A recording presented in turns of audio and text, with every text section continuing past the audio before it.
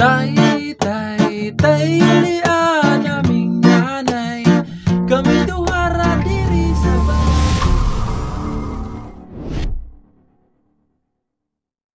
Hello mga ka-idol! So ngayon meron na naman akong ituturo sa inyong napakagandang kanta. So ang title pala nitong kantang ituturo ko ngayon sa inyo ay yung Tatay by Elias. So napakaganda ng kanta na to mga ka-idol at reggae version to, okay? Tapos 4 chords lang siya hanggang matapos na yung kanta. Okay? 4 na chords lang, paulit-ulit lang yun hanggang matapos na yung kanta. No? So hindi ko lang sure kung anong klase yung pag-ano nitong kanta na to, kung Bisaya ba siya o Waray, no? So hindi ako siguro, hindi ko alam. So dito muna tayo sa kanyang reggae pattern. So yung reggae pattern natin is yung tinuturo ko lang lagi, no? Yung magbe-bass muna kayo dito, natatamaan yung string. Parang ganito siya. Ay ganito siya pala. Yan, ganon. Okay? Pero naka-chords kayo para maganda yung tunog. Ganon. Okay? Pag nag-bass na kayo nakasama yung string, i-strumin nyo pababa, tapos mute. Okay? Strum, pababa, mute. Ganon. Tapos itatap nyo sa string. Tap. Tapos i-strum down ulit. Mute ulit. Okay? So pag binuo natin siya, is ganito na siya. Okay? So ganon siya. Ulitin ko. Ganon, okay? So, sa kada chords pala, 2 beses nyo gagawin yung reggae pattern yan, okay? 2 beses kada chord. So, ganito siya. Isa pa. Tsaka na kayo lilipat. Okay? So, sana malinaw, no? So, dito na tayo sa kanyang whole chord. So, yung whole chords niya rito mga ka-idol. So, ayan, 4 lang naman yan hanggang matapos na yung kanyang kanta. So, ang chords dyan is D minor. So, yung D minor sa 5th fret nakabar, 1, 2, 3, 4, 5. Okay? Yung D minor sa 5th fret. Tapos dito sa 6 ay 2nd D string. Sa 7th fret ay 4th string, tsaka 3rd string lang. Okay? Ayan yung D minor. Sunod, pupunta kayo ng B flat. So, yung B flat, di ba, is dito. So, hindi natin yan kukunin kasi malayo. So, dito tayo sa katabi lang. Okay? Di ba, naka D minor kayo? Tapos, pupunta kayo ng B flat. So, yung B flat sa 6th fret na siya nakabar. Ayan, 1, 2, 3, 4, 5, 6. Ayan, 6th fret nakabar. Dito naman sa 7 niya is 3rd string. Ipitin nyo 3rd string. Dito naman sa 8 is 5th string tsaka 4th. Okay, 5th string tsaka 4th. Ayan yung B flat na gagamitin natin. Tapos pupunta kayo ng F. Okay, so yung F is ito siya. Dito natin siya kukunin para at least nandito lang naglalaro. Ayan.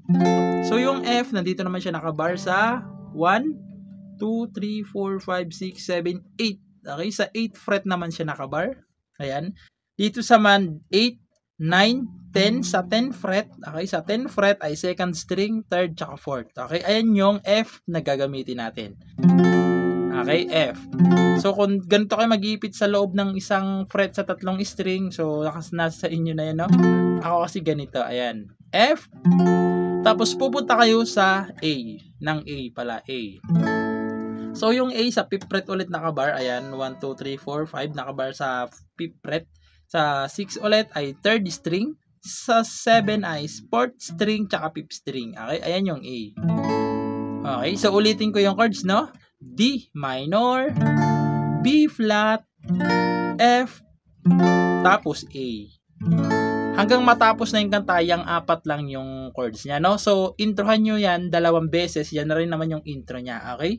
So, sasampulan ko kayo ng chorus. Kasi chorus na una kaagad nito bago yung verse, okay? So, yung chorus niya is ganito. Hindi ko na lang lalagyan ng intro, no? Didiretso na natin sa kanyang chorus kasi chorus nga yung una. So, ganito siya. Tay, tay, tay, ulian naming nanay, kami duhara diri sa balay, waray makaalalay.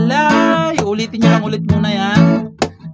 Tay, tay, tay, ulian naming nanay, kami duhara diri sa balay, waray makaalalay. Tapos verse. Okay? Papasok yung verse. So, total yan lang naman yung chords niya hanggang matapos yung kanta. So, kakanta ko na lang yung kanyang verse. Okay? Yung verse 1, ganito siya. Natawa sa kalibutan, nya inahan raang naatiman, nagtulo ang luha kasakit ra ang sulod sa huna-huna. Kaswit sa sinundanan og miabot nga nabungahan nang saman jud ang hinahimdan niya nung imuming gibiyaan. Tapos chorus ulit.